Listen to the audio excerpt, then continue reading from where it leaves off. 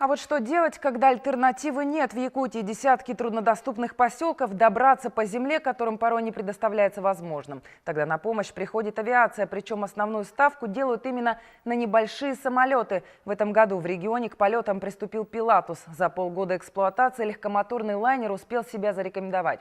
Сегодня в период распутицы он выполняет рейсы из Магана в Сангар Кобяйского района. О том, как поддерживается связь между населенными пунктами, в специальном репортаже Дмитрия Макарова.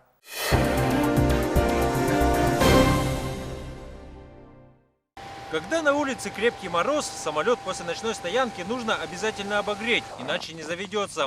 Особое внимание к двигателю и панели приборов. И если отечественные лайнеры специально создавались для экстремальных условий, то швейцарскому Пилатусу еще предстоит завоевать свое право на жизнь в якутском небе. Мы решили в холодное время испытать самолет с базы, выполнять полеты с базы, чтобы наработать опыт, посмотреть, как себя ведет техника при отрицательных температурах. Пока есть документы, подтверждающие его пригодность минус 47. Но настоящее испытание, когда столбик термометра опустится ниже 50, еще впереди. Авиаторы Якутии планируют эксплуатировать Пилатус наравне с Ан-2. Аналог устаревшего самолета искали по всему миру. В пассажирском салоне Пилатуса всего 4 места. Багаж загружают сюда же, за задние кресла. Но такая компактность не в ущерб комфорту. Лететь в нем, в принципе, удобно. Можно расположиться, вытянув ноги. У авиаторов свои критерии оценки. Экономичность, наличие крепкой передней стойки шасси и, главное, способность приземляться на гравийную и заснеженную полосы. Лыжи натягивают на колеса на лыжи становятся. Смотри.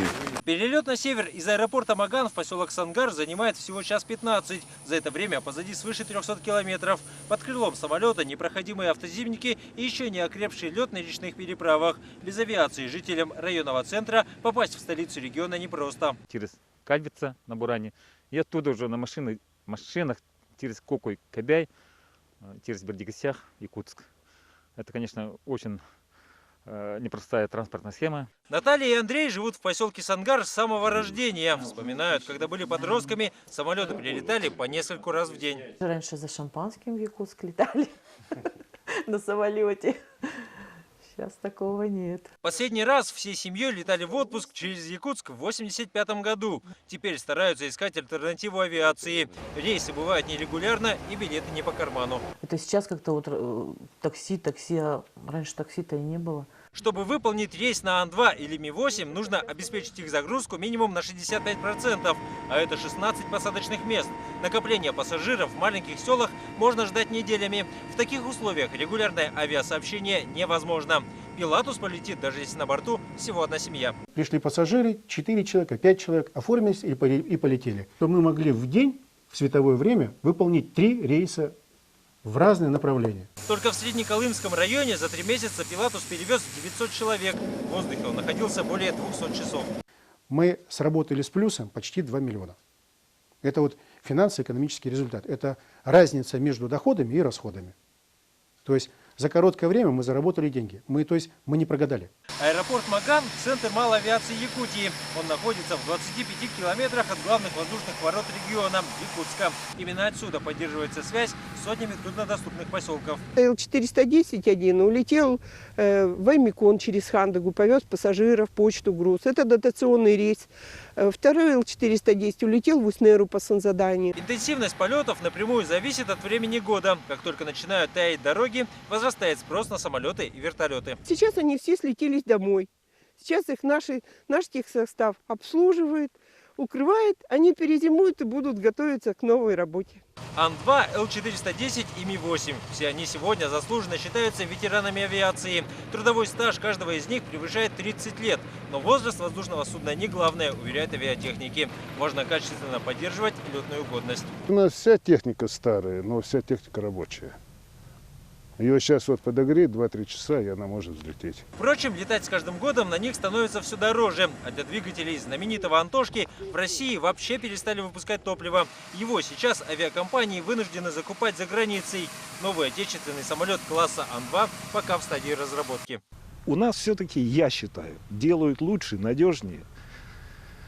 Просто мы сейчас в такой обстановке попали, что да, нам приходится обращаться в зарубежные компании, там, и прочее, что-то брать не свое. Но свое оно всегда роднее. В Якутии потребность в небольших самолетах одна из самых высоких в стране. Площадь региона свыше 3 миллионов квадратных километров, на которой десятки необорудованных взлетно-посадочных полос. В каждом районе есть свои труднодоступные поселки. К этому стремиться надо, чтобы хотя бы крупные районные центры имели свой самолет.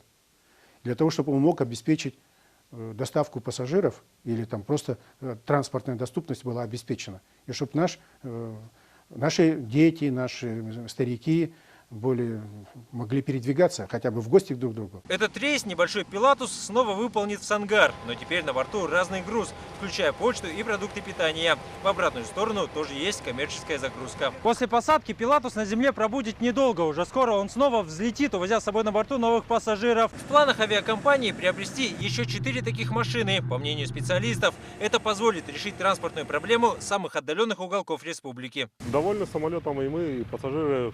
Первая настороженность у людей была в связи с размерами кабины, но практика показала, что вполне подходит, устраивает.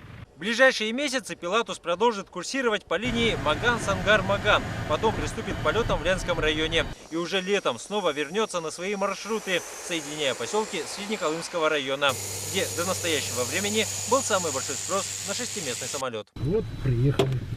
Все, полет закончен. Дмитрий Макаров, Владимир Ермаков, Вести, Якутия.